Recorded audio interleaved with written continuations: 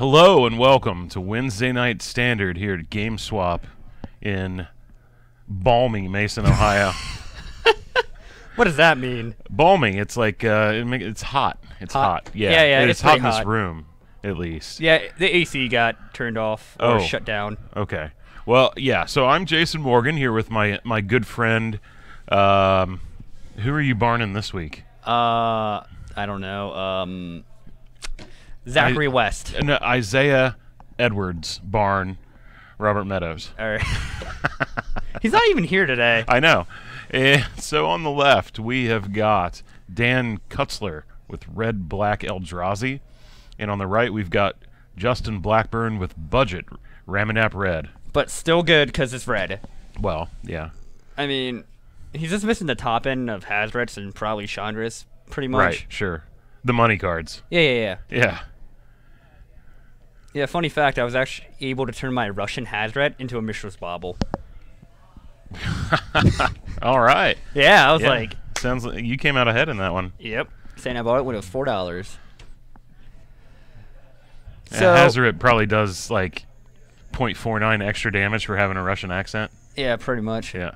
It's just like the extra scream. Hmm. So, one thing I like about the Red-Black Eldrazi deck is how wide it goes and the inevitability that it has with the deserts. Wait, so this is an established deck that you are aware of, I mean... and not like a homebrew? I mean, it's probably like the Red Eldrazi deck, but I call it Red-Black, so it may be... I mean, we're going to find out, aren't we? Yeah. Yeah. And, you know, I mean, it's not going to matter here in a couple weeks anyway once we go to nuclear war with North Korea. So, you know, let's just enjoy some Magic while we can. Yep, and you know what? You know what I'm glad about that? Since I'm on Adderall, I can't get drafted. All right. Yeah. All right. Cool. I'm too old. All right, so we're both good. Yeah.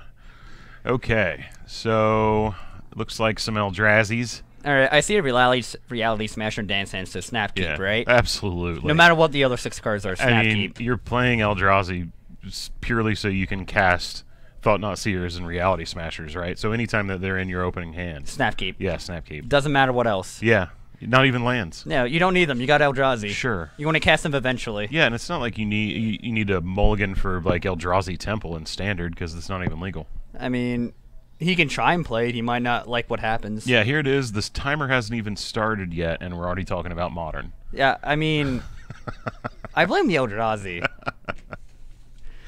It doesn't take long. No.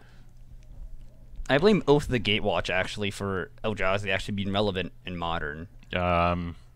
Sure, yeah.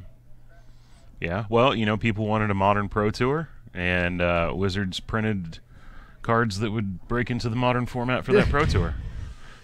Ruined Modern for a good 3 months. All right, so Dan on the play leads off with a swamp and pass. Justin on the mull to 6, right? Yep, mull to 6. Ooh, no 1-drop. This is bad for Justin. Because every time I played against Mono Red and they don't have a 1-drop, I typically win. Really? Yeah. So that's just like an easy indication of how the game's going to play out, huh? I easily could be wrong. But, like, them not having a turn and 1... no shock either, so... Ooh. Yep. Ooh.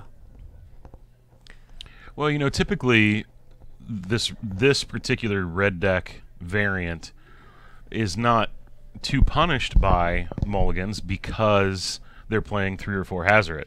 Yep. So if you're playing red and not playing Hazoret, then it might be a problem. Yeah, then it's you're just running into the traditional problems of what happens when aggro decks. All right. Yep. So Justin Incinerary flows the Energy Bob or Sleeve Siphoner because Energy Bob's fine. Yeah. Just in case anyone watching doesn't know who Bob is.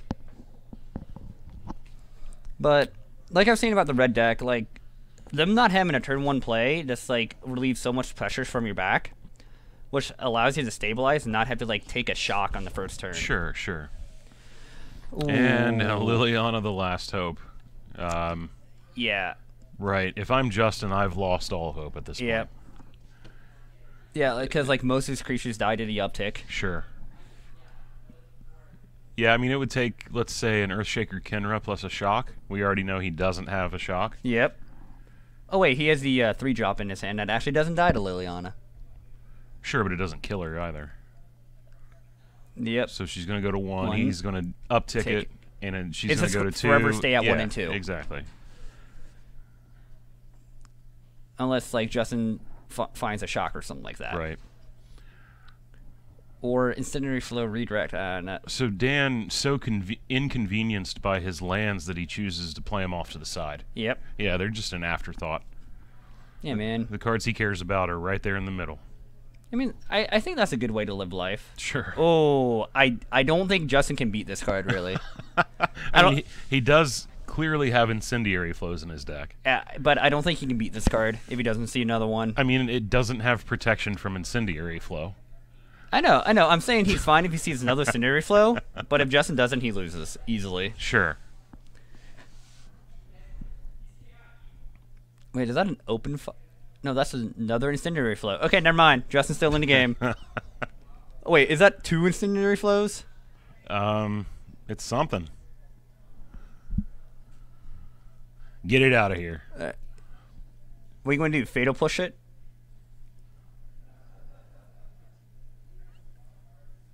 Ooh. Surprise! Counterspell. What? So that's a warping whale? Yeah, dude. It says no, sir. No, sir. Well, it's more like, a warping, wailing no, sir. Yeah. All right. Yeah. But yeah, no one expected the counterspell. Ooh. Okay, right. So Dan thinking he was safe, didn't block. I mean, I don't blame him. Sure. Yeah, I'd be happy to. Well, I mean, he might have exerted. We don't know. Okay. Oh. Okay. Yeah. Okay, it was exerted. Yeah. So he did exert. That's why the. Oh yeah, that's why he actually couldn't block. Right. Right. All right. So now I think Dan is still fine. His life total, he's still at 20. And he's got Gifted Aetherborn in play. Yeah. And a reality. Oh yeah, the Smasher we knew about. The reason why he got the hand. Sure. So Justin's entire existence is getting smashed right now. All right. So I don't think this is actually Red Black Eldrazi. It might just be like the Mono Black Vampire list that came in 9th in GP Minneapolis. Yeah, that was a thing. Yeah. I read that guy's Reddit post and he called every creature in his deck a vampire. It was funny. I watched him play. All right. It was funny. Was it really? That's actually the same dude who that played the Cat Pack. Right. No, that guy knew how to play. His opponent in the last round, the winning in, made some questionable sequencing decisions. Let's just put it that way, and still managed to win despite it. What was this opponent playing? Zombies. Yeah, that'll do it. Right. Because they can go wider than he can. It was a long, drawn-out match. Yeah. But I contend that it was only that long because the Zombies player played poorly. He could have closed it a lot quicker. Okay. Yeah. And so he was just trying to take advantage of his misplays and hopefully try and get a win? Oh, sure, yeah. All right, that's fair. So... Didn't matter. No, not at all. So, Justin, still valiantly attacking here. Oh, well, Gifted Aetherborn was tapped, so I don't blame him. Well, yeah, of course. But, I mean, so we've got a 5/5 and a 2/3 lifelinker on the other side, and we're just swinging away. Dude, he came out swinging, obviously. Like at the end of Signs. Sign. Swing away. All right, okay. Some people will get that. It's a movie reference I haven't seen yet, probably. Yeah. Yep. It's probably way before my time, too. I am going to throw things at you. It's not that old. It's an M. Night Shyamalan movie. I'm just going to look away so you don't look at my face when you said that. Do you not know who this person is? Nope. I hate you so much. And Justin hates playing against the Eldrazi's. Yep. And Gifted Aetherborn packs it up for the good old vampires. Yep. All right, so So I assume Dan just probably straight copied this 75 or something similar to it, maybe like 1 or 2 card changes. I would have no idea. All right. Yeah, basically these days, man, if it's not Teamer Energy, I really don't care. All right, that's fair. All right, so how do you feel about your Mono Black Eldrazi matchup, Vampire matchup as Teamer Energy? Well, I mean, my particular list has a number of hours of devastation In the side? in the sideboard. Yeah, All right. so I like my sideboarded matchups, or my sideboarded matchup. Game 1, it's probably player draw. You know, Glorybringer's probably pretty strong against him, generally speaking. They're not coming out too fast. You know, I don't know. I mean, the reason that I'm still on Teamer Energy after all this time is that I think that the deck can be customized to beat, you know, any particular 3 or 4 matchups that you might expect. Yeah. For the weekend. Couple Teamer Energy lists did really well at the mocks this past weekend. Right. Both lists were pretty heavily slanted toward the mono red matchup. And I don't fault them at all for that. Sure. Yeah. You know, they slanted it for the matchup. They did really well. One finished first and one finished third. Yeah, that's pretty good. What finished second? Ramp. Yeah, well, and intriguingly, both of these lists had 4 negates in the sideboard. A thing that I've been a big proponent of for quite some time now. Okay, how many champion wits did they have? 0. 0. Yeah, not really a card that you want against the mono red matchup. No. So they went heavy on virtuosos with the full play set. They had a couple Aether Sphere Harvesters where my Ronuses would be. You know, I mean, yeah, the list looked great. They were up to 22 lands. I think 21 is just fine. All right. That's his personal preference, maybe? I mean, you've got the Servants and the Attunes. Yep. I think you're fine. The games that I lost when I was testing the list heading into the Open, the vast majority of games that I lost were to Flood, which is one of the big things that inspired me to add Champion of Wits. You know, right. And I mean, it still stands. Teamer Energy is a mid-range deck. Yep. With some very poor draws going long. Mm-hmm. So why not add some more churn to it and get to the cards that are important in the matchup? All right, that's fair. But would you say the faster the format is the worse Champion Wits gets? Yes. All right. Yeah, absolutely.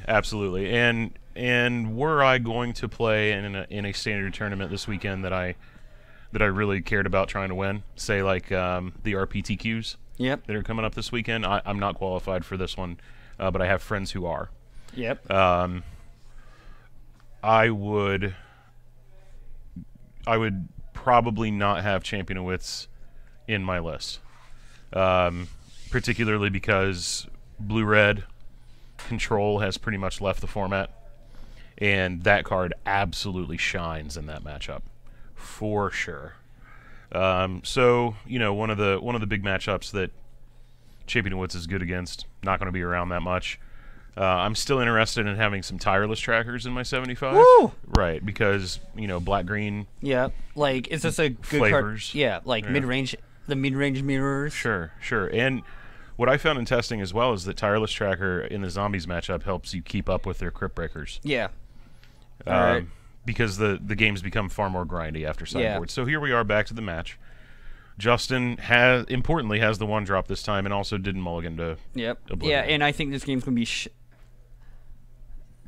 go in the favor of Justin a lot more than the previous game for that Sure, reason. yeah, he's on the play. He has a 1-drop. Yep. Can't lose. No, never. Literally can't lose. I mean, I prefer probably one of the 2-1s, but Bomat carry is also another good choice. Mr. Zarakai. You can see my list on the Star City Games website from the Open in Cincinnati. Yep.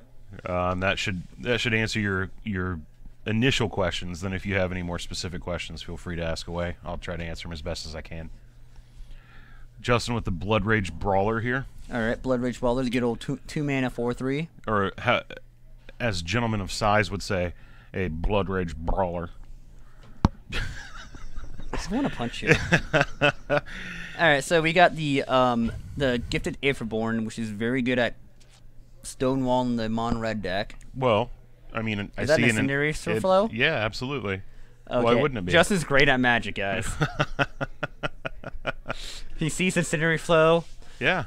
He He properly targets the Incendiary Flow. Yeah, he didn't misclick. He's going to properly turn his creatures sideways. Yep, and get another card. Uh-huh. Built to smash. Ooh, yeah, I don't think Justin's losing this game. Yep. Unless, right now, if Dan just removes that Bormak carrier, like... Sure. Yeah, absolutely. Justin with a hijack in hand. Yeah, getting spicy. Oh, this can't be... No, remove... Getting spicy. Alright. Yep. That Matter Shaper is going to get hijacked.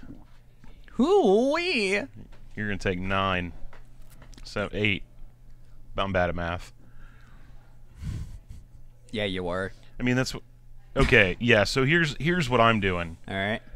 Yeah, I'm hijacking that guy. Alright. I'm playing the land that I just drew. Alright. I'm swinging, and I'm sacrificing the Beaumont Courier, giving up the 1 damage for 4 cards. Yeah. Wait, don't you mean... Wait, why don't you just, like, have the 1 damage come into play? I mean, because I just like to give up damage for no reason. Shut up. That's a trick that I've pulled in testing when there's been blockers for the Beaumont Courier. I just forgot that Dan has literally nothing else but the Matter Reshaper on the board there. So what, like Dan's going to try and Fatal Push this Beaumont Carrier? Why would he do that? That would be stupid. Because he has a double removal spell? Yeah, but he can just block it. True. I mean, why spend a card to allow Justin to draw 4 cards when you can just block it and he'll draw cards? Ooh, Drana. Yeah. So close to being good. Yeah, so Drana is fashionably late to the party. Fashionably. Yeah, as hip vampires tend to be. You know? I mean, if you start your party when it's still daylight out, Drana's going to be late. Yeah, dude. Right. So he attacks. Mm-hmm. Gets another trigger off the Beaumont Carrier. Absolutely. Go to blocks. So at this point, though, quite honestly, depending on what I have in my deck, I might consider sacking the Beaumont Courier now to get those cards. After blocks. After blocks. All right. Okay. Right. So to Dan get those is fatal cards. pushing that. Mm-hmm. Yep. Sack it. Yeah, you need to sack it before damage. Yeah, there you go. See Incendiary Flow kill him? Yeah, exactly. Land. I saw a Incendiary Flow, I'm pretty sure. Yeah, I think so. And game 3. Yep. Justin found the line. Yep. Point this Incendiary Flow at your face. At your glasses, specifically. So, like, just a mono red deck being able to draw more cards is so effective. Yeah. Yes. I mean, that is yet another contributing factor to why this particular version of Mono Red is actually excellent. Yeah, like, it has a great early game, Mm-hmm. and, like, when it wants to, it's like, oh, look, guess I'm just going to play Hazardous and Chandras now. Well, I mean, not if you're playing Justin's list, but, you know, generally speaking. I'm being realistic in... Yeah. I mean, you know, he's a young guy on a budget. Yep. You know. Plays Mono Green in Modern. Sure, totally fine. Yep. And obviously can still win games of Magic the Gathering without these expensive Mythic Raiders in his deck. Yep. So, you know, you do you. And again, you know, it's not going to matter in a couple weeks after the nuclear war anyway, so, you know. Yeah, he's going to be... Hazoret's going to be literally worthless when it's, you know, ashes. Yep. In the nuclear winter. Just like my Bobs. Right, yeah. All these Magic cards, literally meaningless. Yep, all my pop figures, worthless.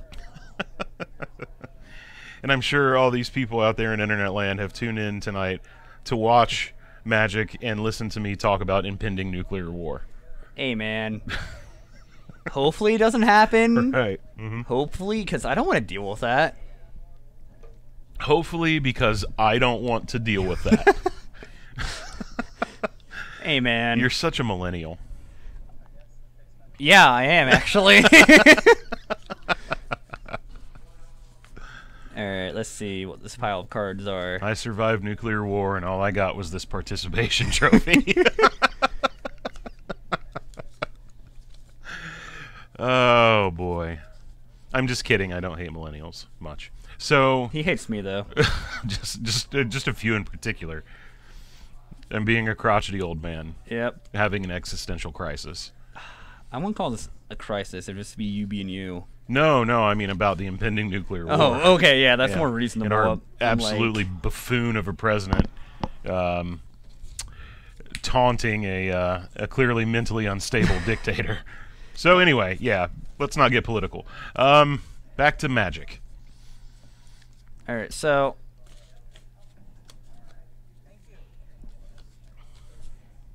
Dan's going to be on the play. And what? Which is pretty important, Oh, yeah. especially when you've got Gifted Aetherborn in your hand. Oh yeah. Right. So let's see how many Incendiary Flows Justin sees this game. He better hope it's more than 0. I think one's been good enough lately. He's had 2, both games. Okay, two's been good enough. So like, I mean, he still lost game 1, so he mauled that game too. sure, but I wouldn't say that it was good enough. But you know what? Also, he had last game What? a 1-drop. Which, as you have correctly identified, appears to be key. Oh, he wins. Justin wins. Disagree. Okay. Soundly disagree. It's just gonna get pushed here. Yeah, Okay. it's just going to get pushed, and then he's going to play Gifted Aetherborn. All right. Gigantic tempo play. Dan, mean- because of his 1-drop removal, officially the first to the board. I mean, is there? I mean, so Dan answers Justin's 1-mana play with another 1-mana play, and then Justin's going to answer his 2-mana play with another 2-mana with play. a 2-mana play. Yes, but I think that the mid-range leaning deck is favored in that style of game. You're right. Especially when your Drawn top up. end is 4/4 And Matter of Shaper. Okay. and 5/5. Yep. Right. It's like how many Incendiary Flows you gonna point at this Reality Smasher? 20. Well, you better have 40 cards in your hand then, because you have to discard one every time. I know that. I actually had to think about that though, but I know that. Right. So I see a Cletus in Dan's hand. Yeah. So he's gonna tap 4 mana, and you guys are going to hear a door slamming sound. Yep. And that's going to be the game, boys. Ooh, Savage Twister. We're calling it now, which is pretty brave. Yeah. Pretty brave.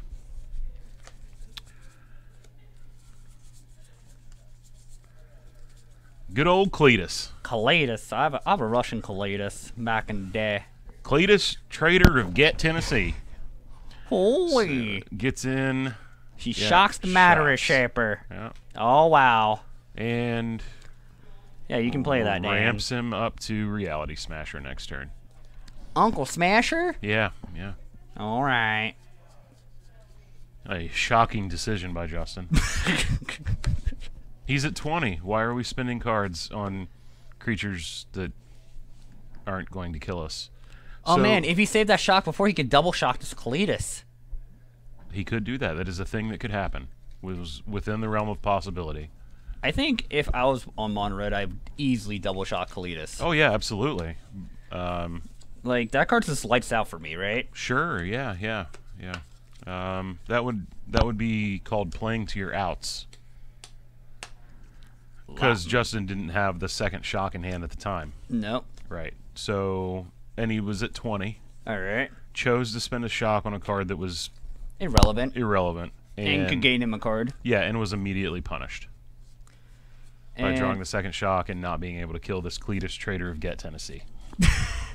And here comes Uncle Smasher. Never mind. Oh, Grasp of Darkness. Alright, so... Oh, yeah, I don't think Dan can lose this game now.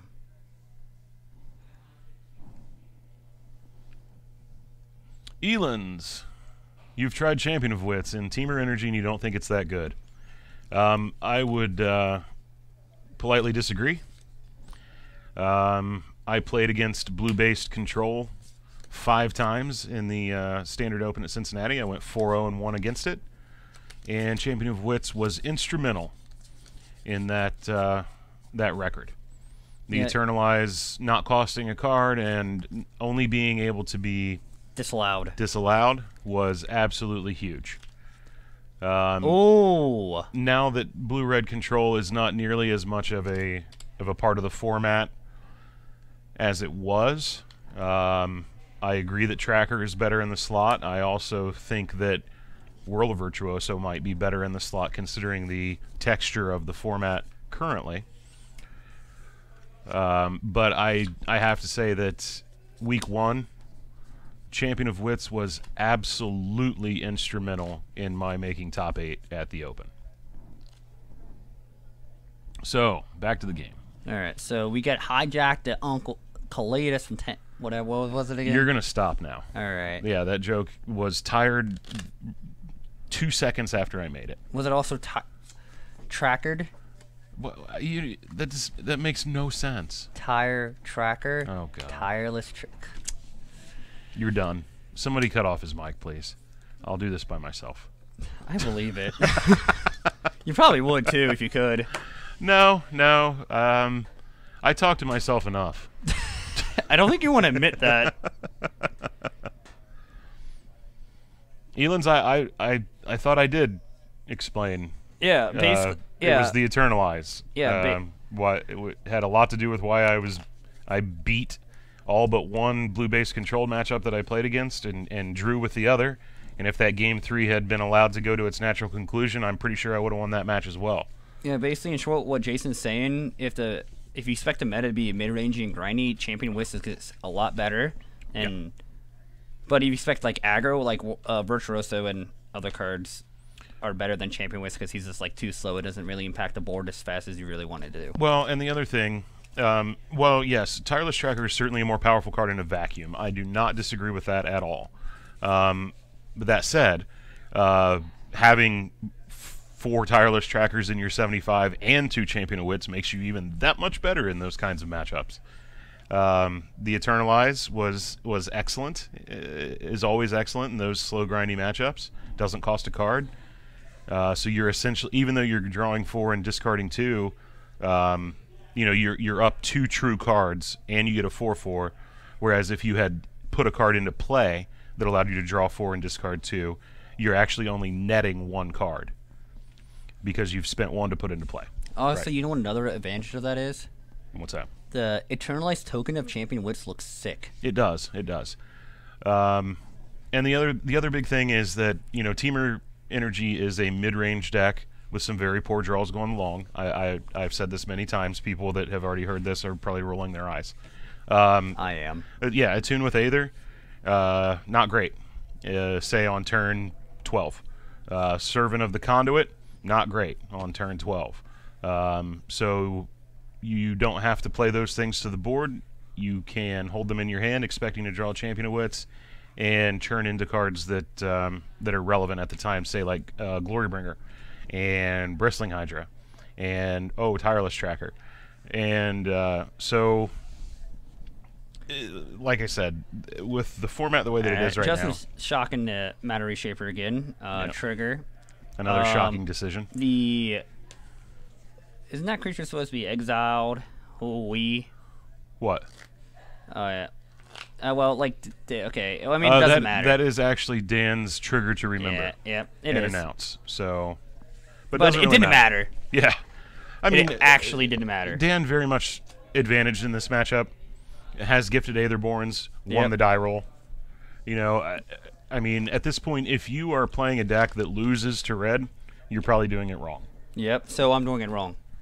Yeah, well, you're always doing it wrong, no matter what. Yep. So that's going to wrap it up here for round 1, and we will be back here in about 24 minutes for some more hot, fresh, balmy standard action. Thanks for hanging out with us, folks. We'll be back soon. Yep.